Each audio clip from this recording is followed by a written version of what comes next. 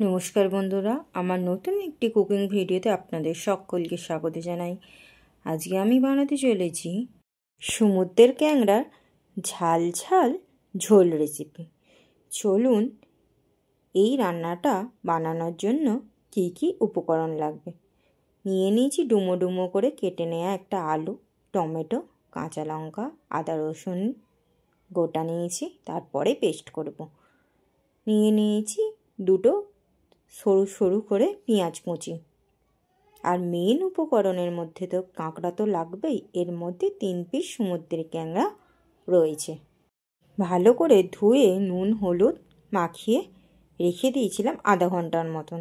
তারপর কড়াইতে সর্ষের তেল গরম করে নিয়ে কাঁকড়াগুলোকে বেশ ভালোভাবে লাল লাল করে ভেজে নিতে হবে। কাঁকড়া যত লাল লাল করে ভাজবেন এর টেস্টটাও খুব ভালো লাগবে। প্রথমে আমি কাঁকড়ার বডিগুলোকে ভেজে নিয়েছিলাম, মানে বডির পিসগুলোকে বেশ ভালোভাবে লাল লাল করে ভেজে নিচ্ছে।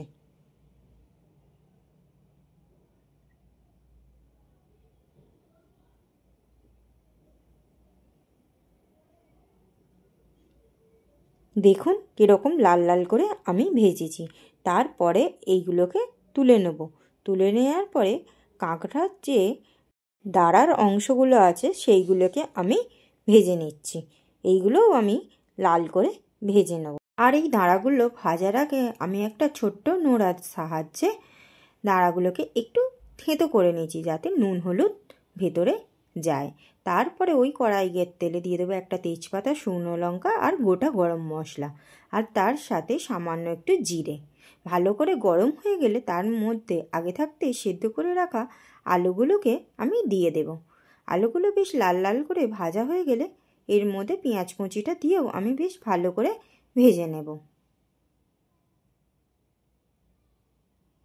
পেঁয়াজের সঙ্গে আলুটাকে আমি লাল লাল করে ভেজে নিচ্ছি।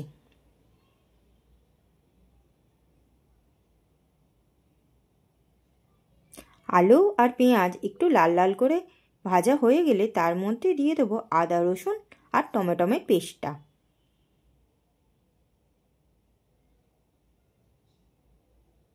এই পেস্টটা দেওয়ার পরেও বেশ ভালো করে মশলাটাকে কষিয়ে নেব। আদা রসুনের কাঁচা গন্ধটা কেটে গেলে তার মধ্যে একে একে গুঁড়ো মশলাগুলো দিয়ে দেব। প্রথমে দিয়ে দিচ্ছি সামান্য একটু হলুদ গুঁড়ো, লঙ্কা গুঁড়ো, গরম মশলা গুঁড়ো, আর লাগছে সামান্য একটু চিকেন মশলা। ব্যাস, এই 4 রকম মশলাই এতে লাগবে। আর ঝালটা যে যার বুঝে দেবেন। আমরা যেহেতু ঝাল বেশি খাই তাই জন্য ঝালটা বেশি দিয়েছি। তারপরে বেশ ভালো করে মশলাগুলোকে আস্তে আস্তে কষিয়ে নিতে হবে। মশলা থেকে যতক্ষণ না একটু তেল বেরিয়ে আসছে ততক্ষণ পর্যন্ত একটু মশলাটাকে কষিয়ে নিতে হবে। এই কষবার সময় দিয়ে দেব সামান্য পরিমাণ একটু নুন। ভালোভাবে মশলা কষানো হয়ে গেলে এবারে ভেজে রাখা কাঁকড়াগুলোকে দিয়ে দেব। ভেজে রাখা কাঁকড়াগুলোকে দিয়ে দেওয়ার পরেও ভালো করে কষতে হবে।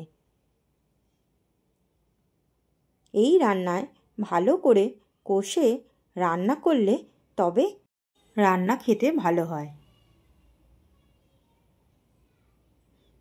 তারপরে কাঁকড়াগুলোকে দিয়েও আমি বেশ ভালোভাবে কষিয়ে নিচ্ছি। কষিয়ে নেওয়ার পর দিয়ে দেব পরিমাণ মতন জল, আর ঢাকা দিয়ে ফুটতে দেব। ফুটতে দেব 10 মিনিটের জন্য।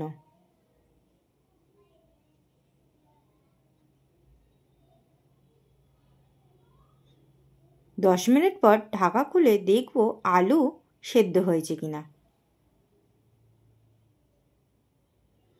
সামান্য একটু বাকি আছে বলে ঢাকা দিয়ে দিয়েছিলাম।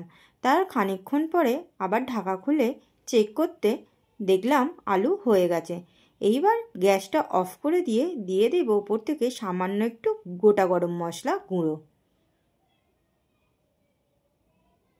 ব্যাস, আমাদের রেডি হয়ে গেল ঝাল ঝাল সমুদ্রের ক্যাংড়ার ঝোল। এইবারে গরম গরম ভাতের সাথে পরিবেশন করুন। আমার এই কুকিং ভিডিওটা আপনাদের যদি ভালো লেগে থাকে তাহলে একটা লাইক কমেন্ট করে দেবেন। আর দেখা হবে নেক্সট কোনো কুকিং ভিডিওয়ে। এখন নমস্কার, ভালো থাকবেন।